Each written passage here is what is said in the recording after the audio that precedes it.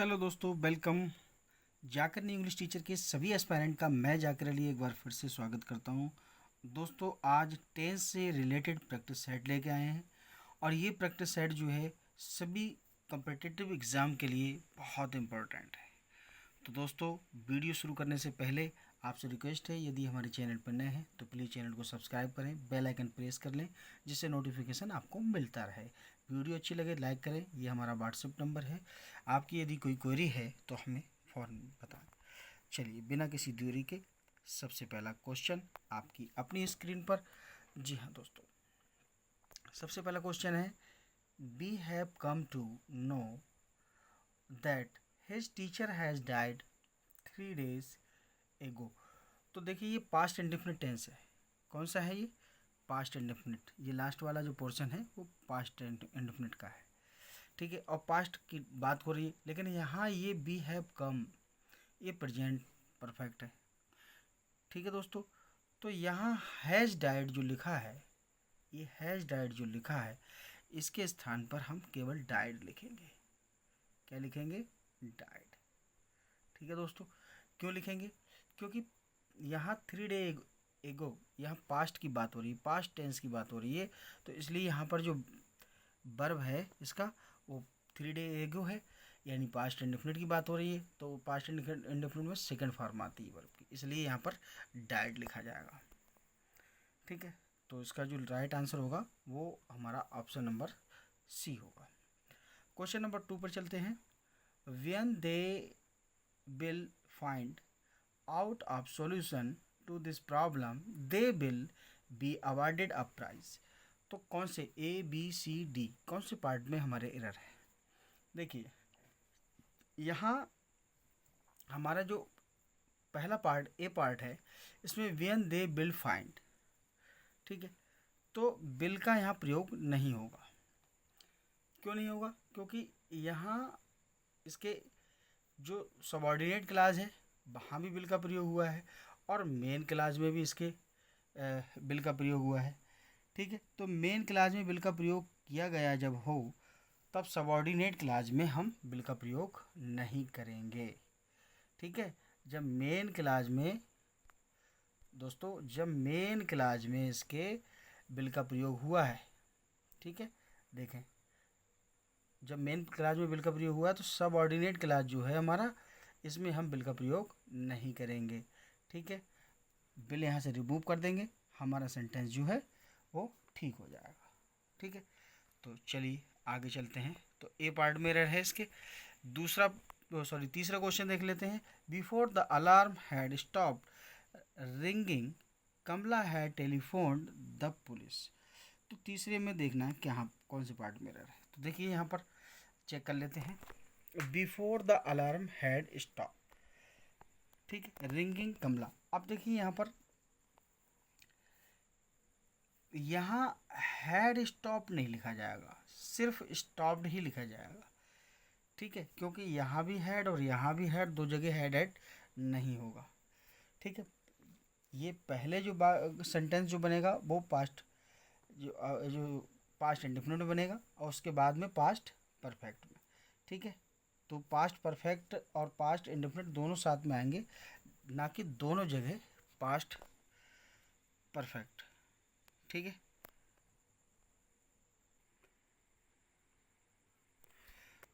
तो दोस्तों यहाँ एक बात और ध्यान रखना कि जो कार्य पहले होगा, जो कार्य पहले होगा वो परफेक्ट में होगा और जो कार्य बाद में होगा वो क्या होगा? वो इंडेफिनिट में होगा। ठीक है, तो before the alarm had stop, alarm के रुकने से पहले कमला आ गई थी, तो ये तो परफेक्ट में होगा, लेकिन ये वाला इंडेफिनिट में होगा, तो यहाँ से हैड हट जाएगा। आगे देख लेते हैं। This is the first time that I see such an interesting movie. अब क्वेश्चन नंबर 4 के कौन से पार्ट में, ए, बी, सी या डी, कौन से पार्ट में एरर है? तो हमें बताना है इसके कौन से पार्ट में एरर है। ठीक है, तो यहाँ आप देख सकते हैं कि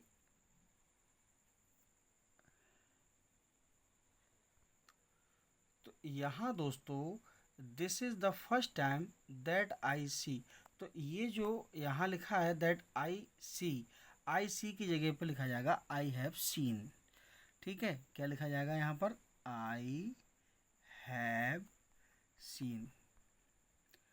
क्योंकि इस प्रकार की जो वाक्य जो एक्सप्रेशन होता है वाक्य में, वो प्रेजेंट परफेक्ट टेंस में ही किया जाता है। तो हमारे यहाँ पर सी पार्ट में एरर है। ठीक है, चलिए क्वेश्चन नंबर 5 देख लेते हैं। When ever he is coming here he brings many gifts for me. तो यहाँ when ever he is coming में फॉल्ट है, या हमारे ही हेयर ही ब्रिंग्स में एरर है, मैनी में एरर है, गिफ्ट्स फॉर मी में एरर है। यहाँ कौन से पार्ट में एरर है? तो यहाँ देखिए वेन एवर, ठीक है, वेन एवर ही कम्स जो लिखा जाएगा यहाँ पर, ये कम्स वो जब कभी आता है तो कमिंग नहीं होगा, यहाँ पर प्रेजेंट इंडेफिनिट का प्रयोग होगा, तो ही कम्स आएगा। क्या आएगा? He comes. ठीक है, इज कमिंग नहीं होगा, तो ए पार्ट में एरर है इसके। ठीक है, अगले देख लेते हैं। नाउ डेज, आजकल ही टीचेस इंग्लिश, वो अंग्रेजी पढ़ाता है, because the teacher of English has gone for a month leave. तो अब यहाँ क्वेश्चन नंबर 6 में कौन से पार्ट में एरर है? तो क्वेश्चन नंबर जो 6 है उसके बी पार्ट जो देख लेते हैं। क्या देख ले, सॉरी, ये B part, he teaches English. ठीक है, तो ही टीचेस इंग्लिश जो है, इसकी जगह पर हम क्या करेंगे, नाउ डेज, आजकल वह अंग्रेजी पढ़ाता नहीं, पढ़ा रहा है। क्या है? पढ़ा रहा है। तो इज टीचिंग लगेगा। क्या लगेगा? Is teaching. ठीक है, ये कंटिन्यूअस में बनेगा। चलिए आगे देख लेते हैं। It is high time, it is high time you are starting this business, said Ram to Mahesh. अब क्वेश्चन नंबर 7 में कौन से पार्ट में एरर है? तो देखिए, क्या ए में है, बी में है, सी में है, या फिर डी में है? कौन से पार्ट में एरर है?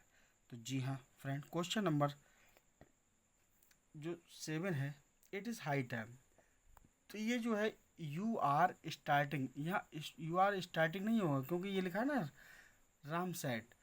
ठीक है, तो यहाँ ये पास्ट में है, तो यहाँ भी पास्ट में ही होना चाहिए, तो यू स्टार्टेड आएगा यहाँ पर। क्या आएगा यहाँ पर? यू स्टार्टेड आएगा। ठीक है, तो इसके बी पार्ट में एरर है। चलिए क्वेश्चन नंबर 8 देख लेते हैं। I will let you know, I will let you know as soon as I will get any news in this regard. तो A B C D E, sorry D, कौन से part में error है? Question number 8 के कौन से part में error है? तो दोस्तों यहाँ हम देखते हैं कि ना तो ए पार्ट में है और ना बी पार्ट में, बल्कि सी पार्ट में है। देखिए आई विल, अब यहाँ फ्यूचर चाहे यहाँ लगा लो एक जगह, या यहाँ, दो जगह फ्यूचर का प्रयोग आप नहीं करेंगे एक साथ। ठीक है, तो यहाँ पहला वाला तो चल जाएगा, लेकिन दूसरे वाले से विल रिमूव होगा।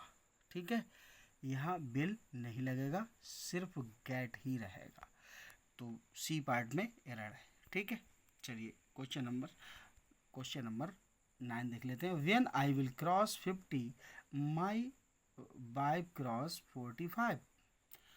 तो इसके कौन से पार्ट में एरर है? ए बी सी या डी? तो क्वेश्चन नंबर 9 के कौन से पार्ट में एरर है?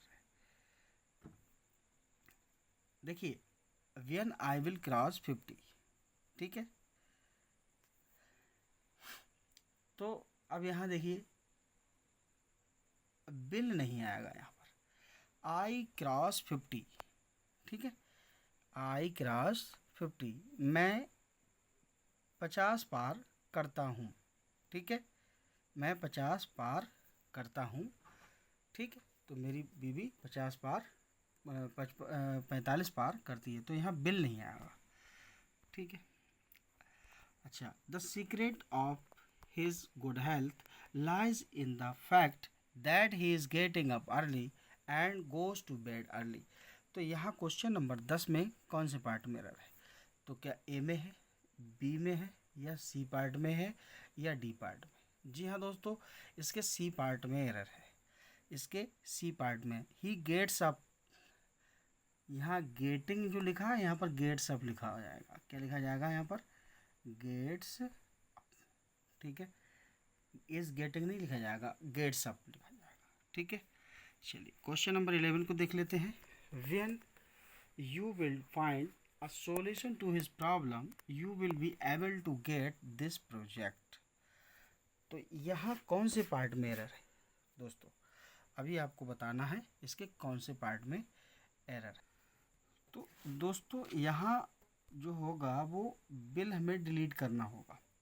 ठीक है, तो यहाँ हमारे ए पार्ट में एरर है। ठीक है, आइए नेक्स्ट सेंटेंस देख लेते हैं। The teacher told us that we should remain in the hostel if it rains। तो अब यहाँ हमें बताना होगा कि कौन से पार्ट में, ए पार्ट में एरर है, बी पार्ट में है, सी पार्ट में है या फिर डी पार्ट में है। जी हाँ दोस्तों, डी पार्ट में एरर है। देखिए ये पास्ट में है, जब इसकी रिपोर्टिंग वर्ब जो है वो पास्ट में है, तो यहाँ जो रिपोर्टेड वर्ब होगी वो भी पास्ट में होगी, तो रेंस की जगह रेंड लिखा जाएगा, रेंड। ठीक है दोस्तों, क्वेश्चन नंबर 12 का सही जो आंसर होगा वो डी होगा। चलिए आगे देख लेते हैं क्वेश्चन नंबर 13 को। इसके कौन से पार्ट में एरर है? I could not recall what Rani has advised in this matter, no error. कौन से पार्ट में एरर है? I could not recall what Rani has, तो ये रानी हैज जो है, यहाँ रानी हैज नहीं होगा क्योंकि यहाँ कुड नॉट है, तो यहाँ भी पास्ट होना चाहिए, तो हैड होगा। यहाँ पर क्या होगा? हैड होगा। तो इसके बी पार्ट में एरर है। ठीक है, क्वेश्चन नंबर 14 को देख लेते हैं। Why this tomorrow Renu has had reached there possibly होगा। तो यहाँ कौन से पार्ट में एरर है? 14 के। जी हाँ, यहाँ देखिए बाय दिस टुमारो यानी फ्यूचर की बात हो रही है, तो यहाँ हैज़ हैड की जगह पर बिल का प्रयोग होगा। बिल हैव, क्या होगा? Will have reached.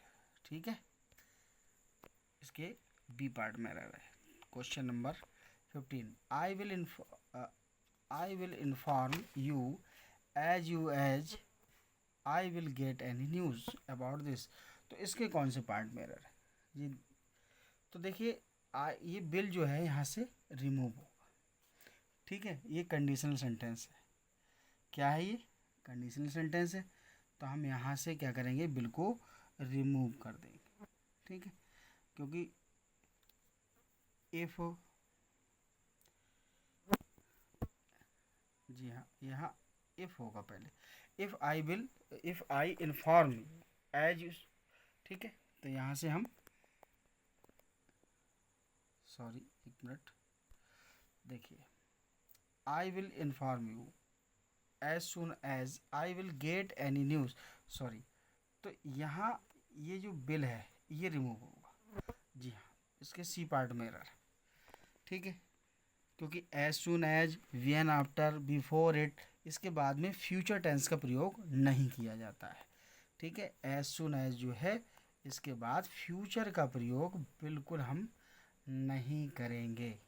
ठीक है दोस्तों, कैसे लगे क्वेश्चन? बहुत दिनों के बाद वीडियो बना रहे हैं, तो कोई मिस्टेक हो तो हमें कमेंट बॉक्स में ज़रूर कमेंट करना। ठीक है, आप एक बेहतरीन तैयारी करना चाहते हैं तो हमारे साथ ज़रूर बने रहें। Thanks for